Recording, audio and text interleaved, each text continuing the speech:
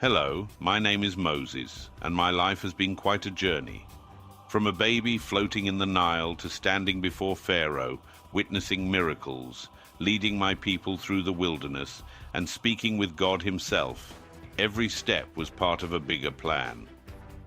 In this short video, you'll get a glimpse of my story, but trust me, there's so much more. If you want to dive deeper, start with Exodus 1 and follow along through Deuteronomy 34. The full story is waiting for you in the pages of Scripture.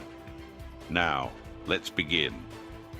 Long ago in Egypt, a newborn child named Moses was placed in a small basket and set adrift on the Nile River. His mother, in an act of faith, hoped he would be saved from Pharaoh's cruel decree. As the basket floated through the reeds, destiny guided him to an unexpected future. Pharaoh's daughter, while bathing in the Nile, discovered the baby floating in a basket. Moved with compassion, she decided to raise him as her own, unknowingly setting the stage for the deliverance of an entire people. As Moses grew, he saw the suffering of his people, the Israelites, under Pharaoh's rule. One fateful day, in a moment of anger, he struck down an Egyptian taskmaster. Fearing for his life, he fled into the wilderness, leaving behind the only home he had ever known. In the wilderness, Moses encountered a strange sight, a bush engulfed in flames, yet unburned. From the fire, the voice of God spoke.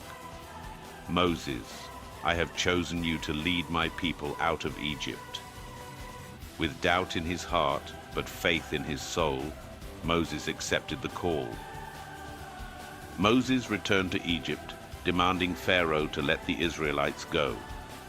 When Pharaoh refused, God sent 10 plagues upon the land, turning the Nile to blood, sending locusts, hail, and darkness, until Pharaoh's heart was finally broken.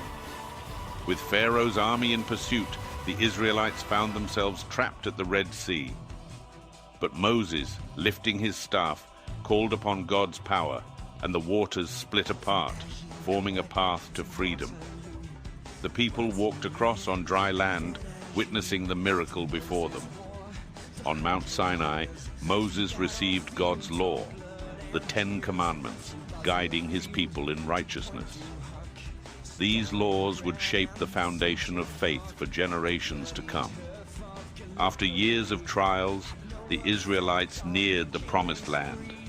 But Moses, after faithfully leading them, would not enter.